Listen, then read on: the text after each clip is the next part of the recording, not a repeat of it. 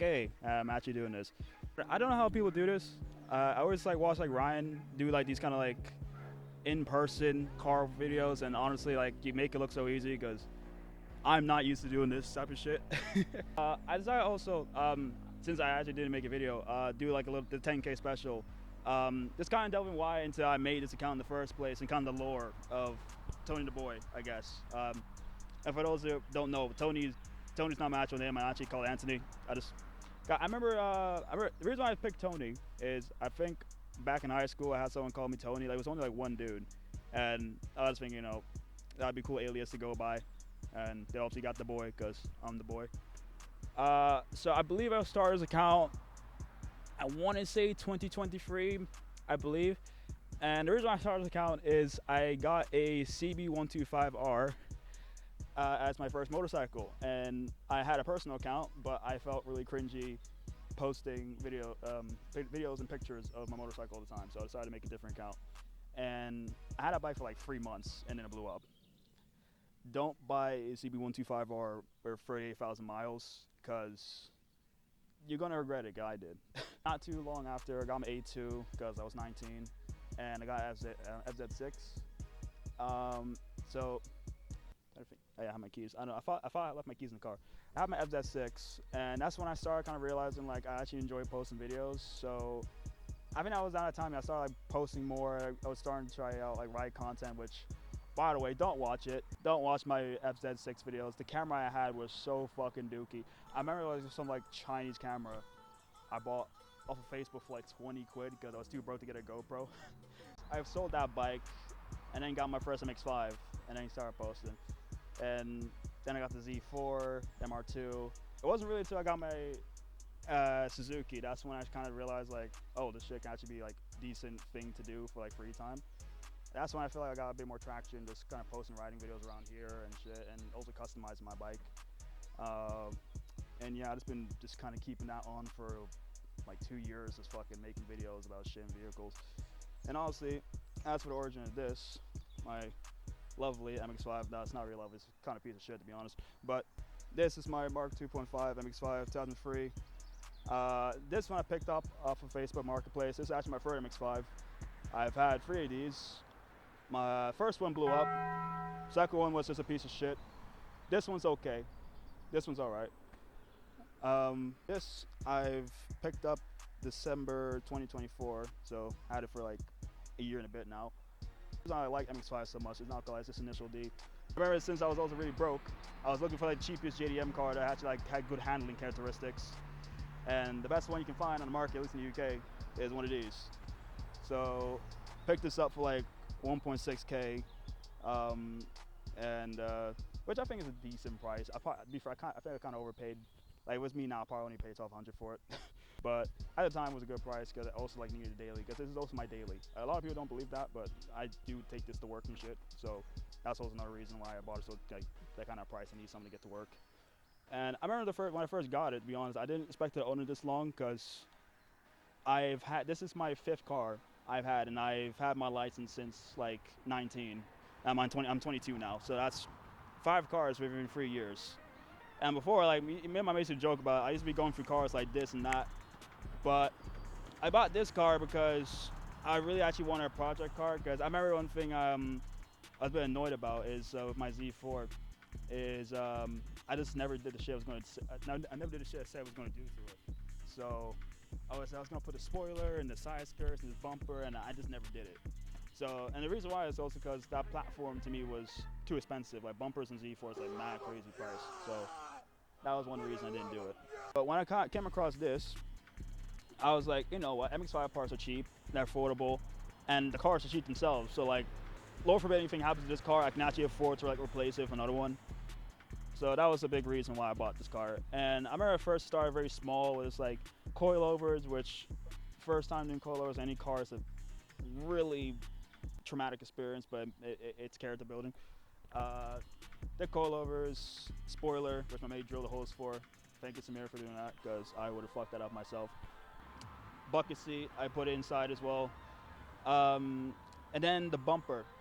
Now, the reason why I also I wanted to get MX-5 so much. I just love the fact in this car. There's just so many variety of body kits. It's why I kind of cringe when people just say like, "Oh, I'm gonna get a Deuce body kit." When you got so many options on this car. And the reason I just went with the Viper is one, I just thought it looked cool. I thought it would also be kind of cool because I'm American myself, so like it's kind of like a little homage to my roots and shit. And it's just about no one runs this type of bumper. Like I still yet to see anyone in this country run the same bumper as me. And even online, like I think the only person I found with the same type of bumper was some guy in like Luxembourg or some shit, like some place in Europe. And yeah, but I just like the fact it just gives the car so much character and kind of plays into Americana theme. I kind of go for it. Like, it kind of mixes everything though. Like from the rear, it's like very Japanese, the spoiler, and from the front's a bit more American. With the bumper, I have a fly on my quarter panel. Fuck off.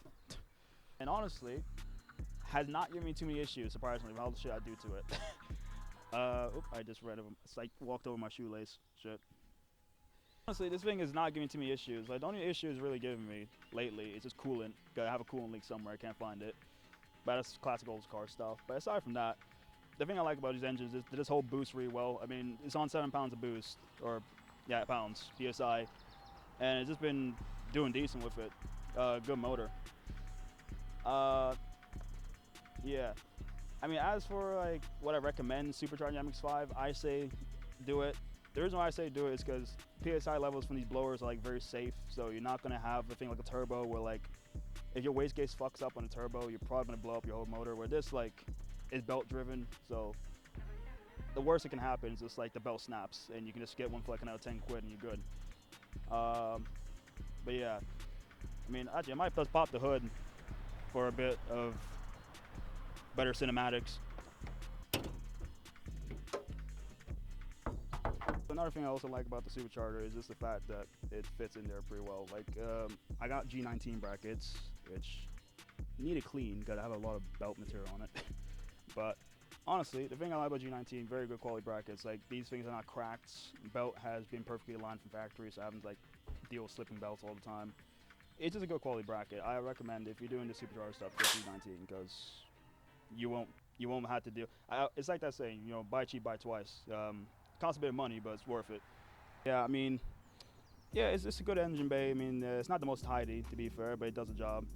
Main reason why I kind of did the blowers as well as I originally was going to do ITBs, and what happened to ITBs, I found some ITBs, and they were sold out, and they were like the cheapest one, and I couldn't justify really getting some ITBs, because the thing ITB is a problem with these cars. Like, I love the sound of ITBs, because like I said, like, I love Initial D and shit, and then obviously A6 has like ITBs, like at least the red top version, I think.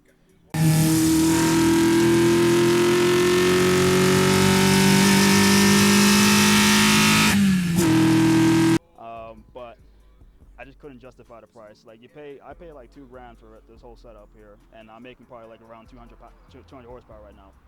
And with ITBs, you'd be paying the same price with a bump up in like 15 horsepower, which if you got money like that, you know, that's cool for you.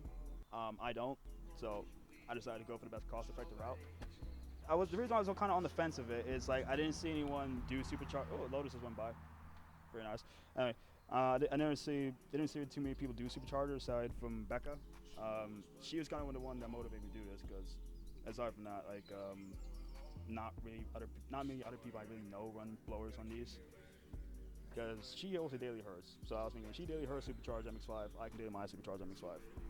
Yeah, I mean, as for is the charge cooler kind of worth it for this setup? I say it's decently worth it. I mean, the main reason for me, to be honest, the reason I got the charge cooler is like I was saying, I just don't like dealing with a bunch of pipe work. Like, to me, extra pipe work means extra room for boost leaks, which when you're only making 7 psi, you need all the boost you can get. So that's why I liked it a bit more. It just more compact, more easy, and it just looks more clean in my opinion. Like when I pop the hood, I like the fact it's a giant charge cooler barrel.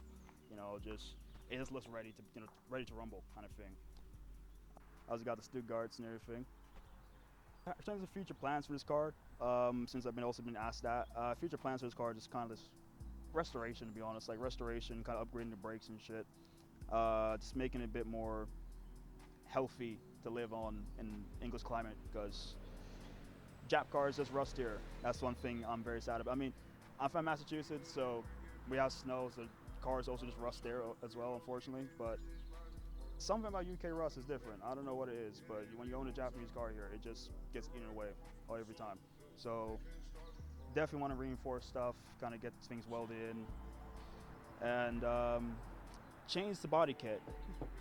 Now, I don't know what to say what body kit I want to get because I don't want to jinx anything, or I don't want to put on the radar too much and people buy it. But I do want to change the body kit as I'm very OCD about this. I don't like the fact there's a little gap there. If anyone asks me, that's a cold air intake ram. Actually, it's suppressing performance, but no, I'm joking. But no, it's the one thing that does gripe me with this bumper. As I didn't realize it was a Mark II bumper. Actually, fun fact, fun story. I remember I saw on the website and I saw the reason why it confused me, right? These fog lights are the same size as a Mark 2.5, but the headlights are for a Mark II. So it's like a weird hybrid kind of thing. I kind of get why they did, maybe because it'd be easy to retrofit it onto a Mark II, like pre-facelift, but I got pump faked. So literally, I got the bumper. I was wondering why like this shit was not going on for half an hour. So, but it was also like this thing took me like 3 months to get, and I was like, I waited 3 months for this shit, and I paid 350 pounds. I'm just gonna put it on and rock it. And to be fair, like I like it. Like I say the thing that I do like about the bumper. It just giving the car so much character. Like it's just very recognizable. And I feel like cars should have more character. I feel like one thing people don't do with their cars these days is they don't modify them more to like their taste. Like it's kind of like what's that name? OEM Plus. Yeah, like so many people do like OEM Plus builds on these, or not on. Well, to be fair, on these, when just in cars in general. I don't hate OEM Plus, but I just feel like cars, like especially older ones, like these ones, like you should modify them to your taste. Like do something different on these. That's always been my kind of like thought process for it. I say one thing I also want to talk about is I guess would there be anything I would do different to this car if I was to do it the first time around? I think first thing I would have done. First advice I would give to anyone that just gets these cars. It has already been done. Get an aluminum radiator. Get a metal. Say that 10 times fast. Get a metal radiator.